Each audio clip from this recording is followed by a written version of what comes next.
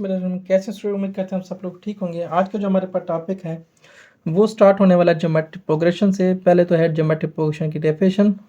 A sequence is geometric sequence और geometric progression if an over an minus 1 is the same non-zero numbers for all n belongs to n and where n greater than 1. The quotient an over an minus 1 is usually denoted by r and is called the common ratio of the geometric progression. मतलब ऐसी sequence जिसमें हर आने वाले terms को अगर उससे पीछे हुए टर्म पे डिवाइड करते हैं तो उसका रिजल्ट जो रहे वो सेम रहे, तो हम ऐसी सीक्वेंस को कहते हैं ज्योमेट्रिक सीक्वेंस या ज्योमेट्रिक प्रोग्रेशन। इसी ज्योमेट्रिक सीक्वेंस या ज्योमेट्रिक प्रोग्रेशन के हवाले से हमारे पास 6.6 एक्सरसाइज है जिसकी हमने कुछ क्वेश्चन जो हैं वो डिस्कस करने हैं। इसमें कहा गया है find the fifth term of the geometric progression where 3, 6, 12 and so on numbers. जब आपको ये कहा गया है कि ज्योमेट्रिक प्रोग्रेशन में है तो इसमें ये पहली टर्म्स है, ये दूसरी है, तीसरा और है। हमने 5वें नंबर की मालूम करनी, तो इसके लिए सबसे आसान और सिंपल मेथड जो है वो ये है। 5वें नंबर की टर्म मालूम करनी है। पहले नंबर पे 3 है, आर मतलब कॉमन रेशो, हर आने वाले टर्म में को हम उससे पीछे वाले के साथ डिवाइड करेंगे। मतलब 6 को अगर 3 पे डिवाइड करें तो जवाब आता है 2। इसी तरह 12 को अगर 6 पे डिवाइड करते हैं जवाब आता है 2। इसलिए इसे हम ज्योमेट्रिक प्रोग्रेशन नाम देते हैं। ज्योमेट्रिक प्रोग्रेशन में nth टर्म मालूम करने का एक जनरल फार्मूला है an is equal to r raise to n minus 1। a1 का मतलब है पहले टर्म्स, r का मतलब है कॉमन रेशो, n मतलब है नंबर ऑफ टर्म्स और an मतलब nth टर्म्स। यहाँ पे जिक्र हो रहा है 5वें टर्म का, इसलिए हम n की जगह 5 लिख देंगे। a1 r raise to 4। अब 5वें टर्म मालूम करने, a1 की वैल्यू हमने निकाली हुई है 3, r की वैल्यू है 2 की पावर 4 यानी कि 16 को 3 करेंगे 48। मतलब ये 48 जो है वो 5वें नंबर की टर्म्स है। इसी तरह हम एक और सीक्वेंस दी गई है, find the 12th terms of the geometric progression a1 plus i iota 2 iota minus 2 plus 2 iota. ये टर्म्स इस तरह चल रही हैं। हमने मालूम करना है 12वें नंबर की सीक्वेंस, 12वें नंबर की जो टर्म्स है उसको मालूम करना है। इस सीक्वेंस के हिसाब से ये पहले नंबर की टर्म जो है वो है 1 प्लस आयोटा। कॉमन रेशो का मतलब है दूसरी टर्म इनके 2 आयोटा को डिवाइड करेंगे 1 प्लस आयोटा के साथ।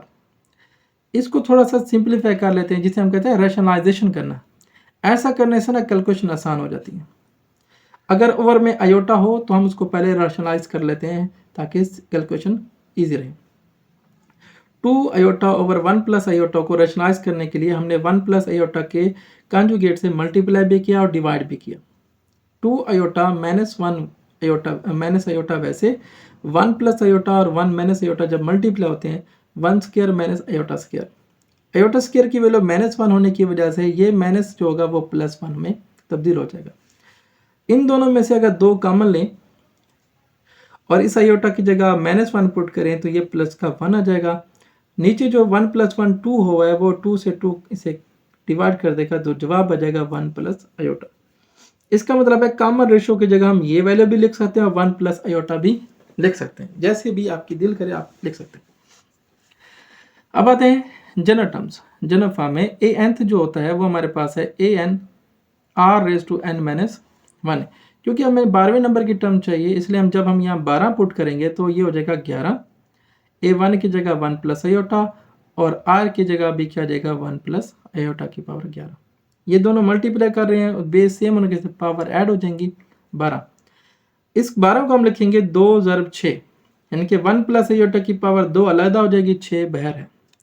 1 प्लस आयोटा स्क्वायर को अगर ओपन करते हैं, ये रफ के ऊपर यहाँ किया हुआ है, 1 प्लस आयोटा का अगर स्क्वायर ओपन करते हैं तो 1 plus iota square plus 2 iota. Iota square की वैल्यू -1 होने से -1 + 1 खत्म, यहाँ से 2 आयोटा आ जाएगा। 2 आयोटा को हम यहाँ पे पुट कर देंगे 1 प्लस आयोटा स्क्वायर की जगह। ये 6 है ये 2 की भी पावर है और जो है ये आयोटा की भी पावर है। 2 की पावर 6 64 और आयोटा की पावर जो 6 होते हैं, आयोटा स्क्वायर की पावर 3, यानी कि -1 की पावर जो है कि वो 3 आ जाएगी, और -1 64 को -1 से करेंगे तो जवाब आ जाएगा माइनस का 64। नेक्स्ट क्वेश्चन की तरफ चलते हैं। अच्छा, इस क्वेश्चन नंबर 5 है 6.3 एक्सरसाइज के अंदर, जिसमें लिखा गया था कि एक दुकानदार के पर ऑटोमोबाइल है जिसकी डिप्रिसिएशन जो है हर साल जो है 5% वो डिक्रीज करता है। तो बताएं कि अभी वो 4 साल के बाद आफ्टर द 4 ईयर, यानी कि टोटल 5 साल जो होंगे, उसके बाद उसकी कीमत कितना रह जाएगी, जबकि उसकी शुरू के साल में जो उसकी वैल्यू है वो है 1200 रुपये। यानी कि पहले साल की जो उसकी कीमत है वो 1200 रुपये है, और अगले 4 साल के बाद यानी कि टोटल 5 साल हो जाएंगे, हमने बताना है उसकी कीमत कितनी रह जाती है अगर 5% के लिहाज से वो अपनी वैल्यू को डिक्रीज़ करता है। ज़ाहिर सी बात, जब कोई इन्वेस्टमेंट करता है तो कोई चीज़ रह जाती है जो उस साल नहीं बिकती, तो उसकी वैल्यू जो होती है वो थोड़ी सी डिक्रीज़ करता है ताकि कोई ना कोई ले ले और उसकी इन्वेस्टमेंट जो है वो ख़त्म हो जाए जो उस पर लगी हुई है, क्योंकि जितना अर्सा वो प्रोडक्ट उसके पास रहेगा उसकी जो है पैसा जो है वो बॉन्ड रहता है।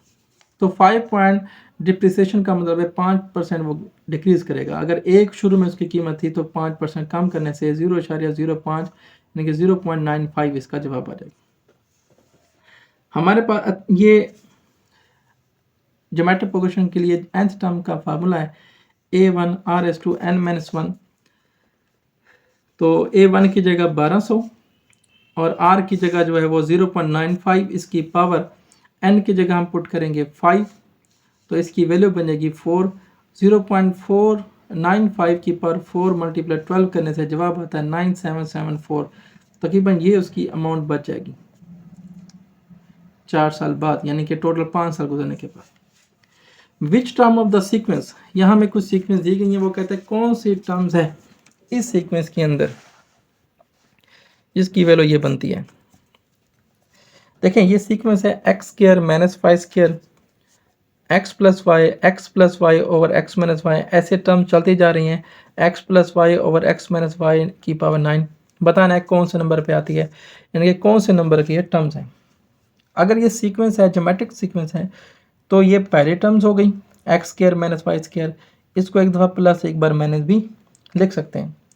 और दूसरी टर्म्स को अगर पहले के साथ डिवाइड कर दें तो वो कॉमन रेशो बनती है, x+y से x+y कट जाएगा 1 ओवर x-1y, और आखिरी टर्म को हम a nth कहते हैं, x+y ओवर x-y की पावर 9। हमारे पास फार्मूला होता है a n = a1 r⁻n-1। हमें नहीं पता कौन से नंबर की टर्म्स है, a n की जगह x+y ओवर x-y की पावर n पुट कर देंगे, a1 की जगह x+y x-y और r की जगह 1 ओवर x-y की पावर n-1। x+y और x-y जब वहाँ जाके डिवाइड होंगे तो x+y से x+y कैंसिल हो जाएगा, y की जो पावर है वो इसमें ऐड होकर x-y की पावर 10 हो जाएगी। ये जो x-y लिखा, अगर इसको ऊपर लेके जाएंगे तो प्लस n जो है वो माइनस में, माइनस का 1 जो है वो +1 में तब्दील हो जाएगा। इसी तरह जब ये इसको उल्टा करेंगे तो इसकी पावर भी माइनस में, क्योंकि बेस दोनों की सेम है लिहाजा दोनों की पावर भी इक्वल कंसीडर की जाएंगी। -10 = -1 प्लस -n+1, तो माइनस का n वहाँ जाके प्लस हो जाएगा, माइनस का 10 वहाँ जाके प्लस हो जाएगा, तो ये हो जाएगा 11। मतलब अगर इसी तरतीब से हम ये टर्म चलाएं तो 11वें नंबर पर ये टर्म्स आती हैं हमारी। इसी तरह नेक्स्ट क्वेश्चन की तरफ चलते हैं। अच्छा जी, ये जो सवाल दिया गया है ना, इसमें कहा गया है आपके पास जो है वो गिवन है a1 r², a1 r4 are in geometric progression. ये एक ज्योमेट्रिक प्रोग्रेशन है, तो इसका रेसिप्रोकल जो है वो भी एक ज्योमेट्रिक प्रोग्रेशन को जनरेट करती हैं। हमने साबित करना है इनका reciprocal 1 over a1 1 over a1 r² 1 over a1 r4 ये ज्योमेट्रिक प्रोग्रेशन में होंगे। कोई भी सीक्वेंस ज्योमेट्रिक प्रोग्रेशन में तब होती है जब हम उसकी पहले कोई भी दो कंसेक्टिव टर्म्स को अगर हम डिवाइड करते हैं, सेकंड मतलब आने वाले टर्म में से उसी पीछे वाले टर्म में से डिवाइड करें तो उसका रिजल्ट सेम रहे। मतलब इसमें ऐसा करते हैं, अगर ये ज्योमेट्रिक प्रोग्रेशन बनाना चाहते हैं तो इसकी दूसरी टर्म्स को डिवाइड कर दो पहले के साथ और तीसरी को कर दो दूसरी के साथ, रिजल्ट सेम आ गया तो ये ज्योमेट्रिक प्रोग्रेशन है। तो इसकी दूसरी टर्म जो है वो 1 ओवर a1 r² है, उसकी पहले टर्म जो है वो 1 ओवर a1 है। ऊपर वाली वैल्यू नीचे वाले को उल्टा कर देंगे, A1 से A1 खत्म, 1/r² इसकी टर्म बन गई। इसी तरह अगर थर्ड टर्म को सेकंड टर्म के साथ डिवाइड करें, 1/A1r² को R4 को डिवाइड करेगा 1/A1r², तो इनकी वैल्यू को अगर उल्टा कर दें तो A1 से A1 खत्म, R² से R² खत्म। तो इस दोनों से हमें पता लगता है क्योंकि कॉमन रेशो सेम आ गई है, तो हम कह सकते हैं कि ये जो रेसिप्रोकल इक्वेशन बनी थी और सीक्वेंस बनी थी वो भी एक ज्योमेट्रिक प्रोग्रेशन है। नेक्स्ट क्वेश्चन की तरफ चलते हैं। अच्छा, इस सवाल में दिया गया है कि आपने nth टर्म दो ज्योमेट्रिक प्रोग्रेशन मालूम करना है। nth टर्म ज्योमेट्रिक प्रोग्रेशन का मतलब है an = a1r⁻n-1। अगर आपने nth मालूम करना है तो उसके लिए आपको चाहिए दो चीज़ें, a1 और r की और n की। n तो खैर वो हमने मालूम करने के लिए कह रहा है। गिवन डाटा में a5/a3 4/9 और a2 जो है वो 4/9 है।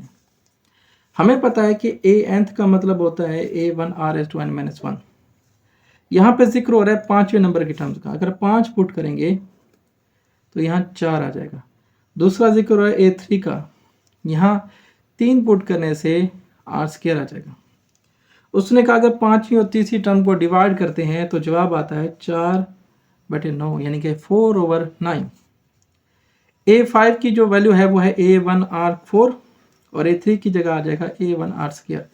a1 से a1 खत्म हो जाएगा, r4 को जब करेंगे तो r² = 4/9 यानी कि ये बनेगा r² = 4/9, r की वैल्यू जाएगी ±2/3। अगर r की वैल्यू प्लस ली जाए और जो हमें गिवन डाटा था a2 = a1r यानी कि 4/9 = a1r की जगह 2 पुट करें, 2/3। राइट साइड पे के लेफ्ट साइड पे आके ये रेसिप्रोकल हो जाएगी, 3/2 हो जाएगी। डिवाइड करेंगे a की वैल्यू ये बनती है। इसी तरह अगर r की जगह -2/3 पुट करें a2 के अंदर तो हमारे पास बनेगी 4/9 a1 -2/3 यानी -3/2। a की वैल्यू हो जाएगी -2/3। r की वैल्यू और हमारे पास a1 की वैल्यू भी मौजूद है। अगर r की वैल्यू 2/3 और a की वैल्यू 2/3 लेते हैं तो nth का मतलब है a1r⁻n-1। a1 की जगह आ जाएगा 2/3, r की जगह भी 2/3, क्योंकि ये दोनों की बेस सेम है, पावर आपस में ऐड हो जाएंगी, रिजल्ट ये बन जाएगा। इसी तरह अगर r की जगह आप -2/3 पुट करते हैं और a की जगह -2/, सेम इसी में भी वो रिजल्ट बनेगा, इनकी पावर आपस में ऐड हो जाएगी। अच्छा, अंदर जो लिखा हुआ है -2/3 -1 अलग कर लें तो इसकी पावर n आप अलग से भी लिख सकते हैं। तो ये टर्म्स हमने मालूम करनी थी, हमने कर दिए। नेक्स्ट क्वेश्चन की तरफ चलते हैं। अच्छा जी, एक क्वेश्चन दिया गया, find the consecutive terms in geometric progression whose sum is 26 and their product is 216। Geometric progression दी गई है, वो कहता है 3 टर्म्स लेनी है, कोई भी आप ले सकते हैं। ज्योमेट्रिक प्रोग्रेशन में अगर आप एक है तो a1 है, इससे पीछे वाली a1/r होगी, इससे आगे वाली a1r। अगर इसे आगे आप इसी तरह ले सकते हैं a1 a1r a1r², a1r³ इस टर्म बनती है, तो ये कोई भी ले सकती हैं। हमने अपनी सहूलत के लिए ये टर्म्स ली हैं। ये क्यों ली ये भी अंदाज़ा हो जाएगा अभी आपको। स्टेटमेंट में लिखा हुआ था कि इनका प्रोडक्ट जो है, जो 3 नंबर्स लेते हैं वो 216 है। मीन्स a1 को a1/r a1r को जब मल्टीप्लाई करेंगे 216 आएगा, r से r खत्म हो जाएगा तो ये बचेगा a3 = 216। क्यूब रूट लेने से a1 की वैल्यू होती है 6।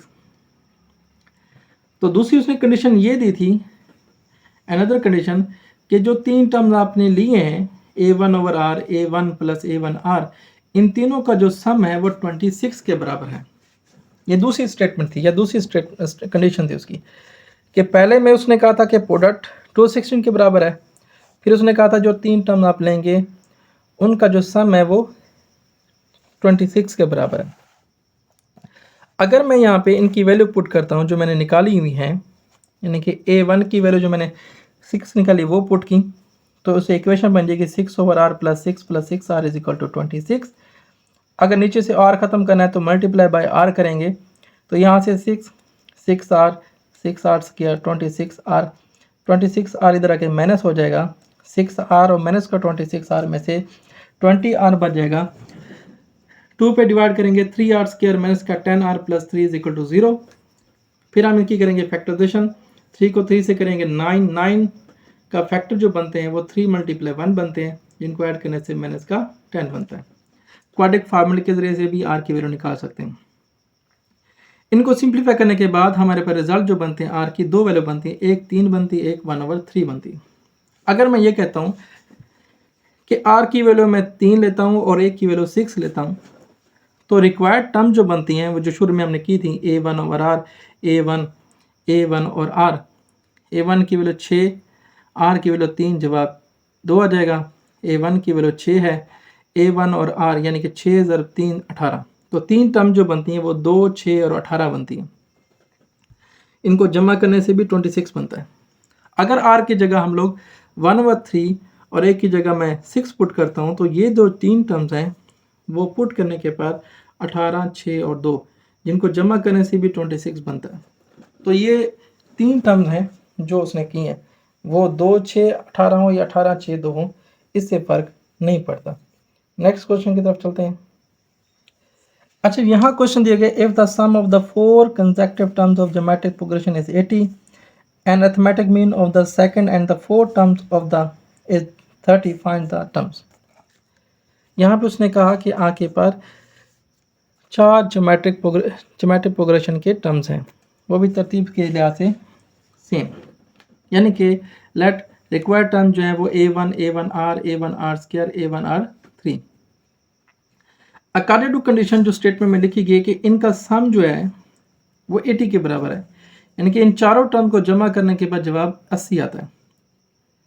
दूसरी कंडीशन ये कही थी कि अगर आप लोग सेकेंड एंड फोर्थ टर्म्स, यानी कि सेकेंड टर्म हमारे पास a1r है और फोर्थ टर्म हमारा a1r³ है, कहते हैं अगर आप इसमें पुट करते हो, जमा करके 2 पे डिवाइड करते हो, अरिथमेटिक मीन लेते हो, तो जवाब उसका आता है 30। वो हमने लिखा a1r + a1r³ / 2 = 30 की फॉर्म में। जैसे हम इसको सिंप्लीफाई किया, हमारे पास वैल्यू बन गई जो हमने लेट की थी, a1r + a1r³ = 60। अगर आप देखें इक्वेशन 1 में a1r का क्यूब, अगर इन दोनों को हम तरतीब से अरेंज करें तो इसकी जगह हम ये इक्वेशन 2 से 60 पुट कर सकते हैं, जिससे इक्वेशन बन जाएगी a1 + 60 + a1r² प्लस का 60 राइट साइड पर जाके माइनस हो जाएगा, जिससे ये बन जाएगा 20, यानी कि a1 + a1r² = 20।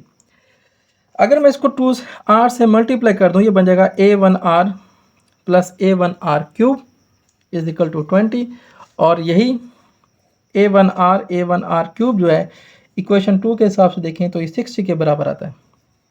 तो यहाँ 60 पुट कर देंगे, 20 वहाँ जाके डिवाइड करेगा 60 को, तो ये आ जाएगा 30 या 3, यानी कि r की वैल्यू कितना आ जाएगी, 3 आ जाएगी। r की जो वैल्यू 3 है इसको हम लेकर चलेंगे वहीं शुरू में जहाँ से हमने शुरू किया था। अगर r की वैल्यू 3 हो, इक्वेशन 3 में जो है वो हम पुट करेंगे, a1 + a1r² की जगह अगर 3 पुट करते वो 9 हो जाएगा। 1 और 9 को जमा करने से 10, 10a1 = 20, और 10 1 जाके डिवाइड करेंगे तो a1 की वैल्यू आ जाएगी 2। मतलब ये r की वैल्यू 3 और a की वैल्यू 2। रिक्वायर्ड टर्म्स कौन कौन सी है, वो 4 टर्म थी। पहली थी a1 जिसकी कीमत 2 निकली है, दूसरी थी a1r इनके 2 + 3 यानी कि 6, तीसरी टर्म जो निकली है वो है a1r², यानी कि 2 को 9 से करेंगे तो 18, चौथी टर्म जो थी वो a1r³ यानी कि 2 + 27, तो ये आ जाएगी 54। अगर आप देखें इन चारों को जमा करें तो जवाब 80 बनता है जो शुरू में लिखा हुआ था। ऐसा करने से हमें अंदाज़ा हो जाता है कि हमारा जो क्वेश्चन है वो 100% जो है वो ठीक है। नेक्स्ट क्वेश्चन की तरफ चलते हैं। If the numbers of 4, 1, 4, 3 are subtracted from 3 consecutive terms of the arithmetic progression, the resulting numbers are in geometric progression. Find the numbers of their sum is 21. वो कहता है कि अगर आपके पास 4 जो हैं अरिथमेटिक प्रोग्रेशन के नंबर्स हों A1 प्लस D, तो उनको जमा करने से जो जवाब बनता है वो 21 बनता है। यानी कि A1 प्लस A1D प्लस का D माइनस D से कैंसिल हो जाएगा, 3D A1 जो है जमा हो जाएंगे, यानी कि A की वैल्यू जो बनती है 7 बनती है। दूसरी कंडीशन उसने ये कही थी कि अगर आप पहली टर्म में से 1, दूसरी टर्म में से 4, तीसरी टर्म में से 3 ये माइनस करते हैं तो ज्योमेट्रिक प्रोग्रेशन जो होती है वो अर्थमेटिक प्रोग्रेशन जो होगी वो ज्योमेट्रिक प्रोग्रेशन में कन्वर्ट हो जाती है। इस हिसाब से जैसे हमने इसको माइनस किया, A1 की जगह 7 पुट किया, 7 माइनस D माइनस 1, 7 में से 4, 7 plus D minus 3 are in geometric progression. 7 में से 1 गया 6, 7 में से 3 गया 3, 7 में से 3 गया 4, ज्योमेट्रिक प्रोग्रेशन। ज्योमेट्रिक प्रोग्रेशन का मतलब ये है दूसरी टर्म्स को पहले के साथ और तीसरी को दूसरे का डिवाइड करे तो कॉमन रेशो आता है जो सेम रहती है। इसका मतलब है 3 को ये डिवाइड करे और 4 जमा D को 3 डिवाइड करे, रिजल्ट सेम रहेगा। क्रॉस मल्टीप्लिकेशन करने के बाद फिर हमने को सिंप्लीफाई करने के बाद ये हमारे पास एक क्वाड्रेटिक इक्वेशन बन गई D के लिहाज से। हमने इसकी फैक्टरेशन करने के बाद D की दो वैल्यू बनी, D minus 5 is equal to 0, D plus 3 is equal to 0, यानी कि D की वैल्यू बनी 5 और D की वैल्यू बनी माइनस 3। अगर D की वैल्यू 5 और A की वैल्यू 7 पुट करते हैं, जो हमने टर्म्स कंसीडर की हुई हैं 4, A1 माइनस D, 7 माइनस 5 2, एक की जगह 7, A1 प्लस D 7 जमा 5 हो जाएगी 12। मतलब हमारे पास जो टर्म बनती हैं वो बनती है 2 7 12। अगर D की जगह माइनस 3 और A की जगह 7 पुट करते हैं, जो हमने टर्म कंसीडर की हुई थी 3, तो आती हैं 7 नफ़ी 3 करने से जमा 3 10, 7 में से नफ़ी 3 के 4, 10 7 और 4। ये वो टर्म थी जो हमने मालूम करनी थी। इसी एक्सरसाइज के हवाले से अगर कोई और क्वेश्चन आप हमसे डिस्कस करना चाहते हैं तो हमें कमेंट सेक्शन में कमेंट कर सकते हैं।